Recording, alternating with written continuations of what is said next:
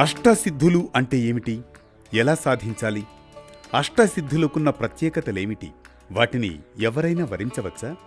ఇలాంటి ఆసక్తి గొలిపే వివరాల సమాచారంతో సాగేదే నేటి పరమార్థం.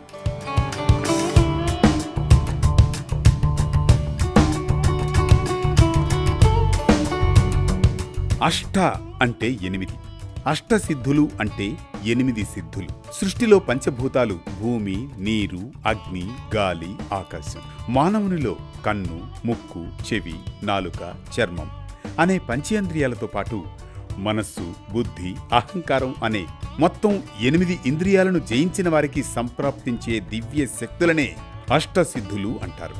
మార్కండేయ పురాణం ప్రకారం దత్త చరితంలో శ్రీ దత్తాత్రేయుల వారు అష్టసిద్ధులను తన సంతానంగా ప్రస్తావిస్తారు. తన భక్తులకు అష్టసిద్ధుల అనుగ్రహం తప్పక లభిస్తుందని అభయమిస్తారు.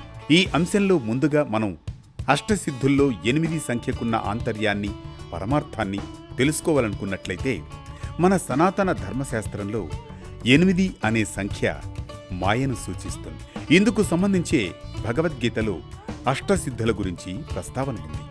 ఒక విధంగా భగవంతుని దివ్య ఆరాధనకు ప్రతిఫలంగా భక్తులకు ప్రాప్తించే 8 సిద్ధులే అష్టసిద్ధులు. పూర్వం ఋషులు, యోగులు, మహర్షులు అష్టసిద్ధులు పొందారని మన పురాణాలు చెబుతున్నాయి. ఆంజనేయ స్వామి వారు అష్టసిద్ధులు పొందారు కనుకొని తులసీదాసు తాను రచించిన హనుమాన్ చాలీసాలో అష్టసిద్ధి నవనిధికే దాత అని స్తుతించడాన్ని మనం గమనించవచ్చు.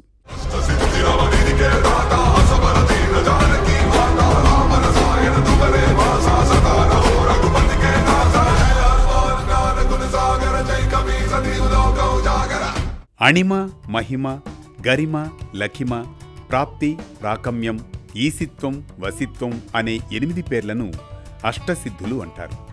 మరి వాటి గుణగణాలను వివరంగా తెలుసుకుందాం. 1. అణిమ.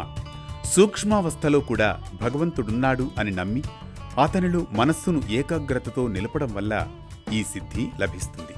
దీనివల్ల అత్యంత సూక్ష్మ అణువుగా యోగి తన్ను తాను మార్చుకోగలడు. 2. మహిమ. భగవంతుని మహత్తును దర్శించగలిగిన సాధకునకు ఈ సిద్ధి కలుగుతుంది. దీని కారణంగా సాధకుడు శివకేశవులకు సమానమైన కీర్తిని పొందడం జరుగుతుంది. 3. గరిమ. ఈ సిద్ధి సాధించిన వారు తమ శరీర బరువును ఈ భూభారానికి సమానంగా చేయగలరు. 4. లఘిమ. ఈ సిద్ధి కలవారు తమ శరీరాన్ని దూది కంటే తేలికగా ఉంచడం సాధ్యమవుతుంది. 5. ప్రాప్తి. ఈ సిద్ధి ద్వారా కావాలనుకున్న క్షణంలో శూన్యం నుండి కూడా సృజించుకోగలరు. 6. ప్రాకామ్యం.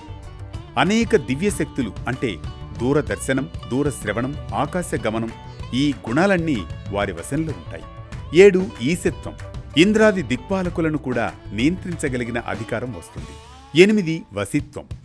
సకల జీవరాశులు వారు చెప్పినట్లుగా ప్రవర్తింప చేయగలిగిన శక్తి. పతంజలి యోగ సూత్రాల ప్రకారం ఈ సిద్ధులు కేవలం యోగం ద్వారానే కాక ఒక్కోసారి జన్మతః కూడా సిద్ధించవచ్చు. మంత్రబలంతోనూ సాధించవచ్చు. ఒక్కోసారి దివ్య ఔషధాలను స్వీకరించడం ద్వారా కూడా వీటిని పొందవచ్చు. అయితే యోగ సాధకుడు మాత్రం ఈ సిద్ధుల భ్రమలో పడితే మోక్షమనే అసలు లక్ష్యానికి దూరమైపోతాడని కూడా హెచ్చరిస్తాయి పతంజలి యోగ సూత్రాలు. ఇక మన పురాణాలను పరిశీలిస్తే ఈ అష్టసిద్ధులను కలిగిన వారు 2. ఒకరు హనుమంతుడు, మరొకరు విఘ్నేశ్వరుడు. వీరిరువురికి అష్టసిద్ధుల మీద పూర్తి సాధికారిత ఉందని, వీరిని పూజించినట్లయితే భక్తులకు ఆయా సిద్ధులు అతి సులభంగా అనుగ్రహించబడతాయని ఓ విశ్వాసం. ఇది అష్టసిద్ధుల గురించిన పరమార్థం. మరో భక్తి రాగం, ధర్మ దీపంతో మళ్లీ కలుద్దాం రేపటి పరమార్థంలో.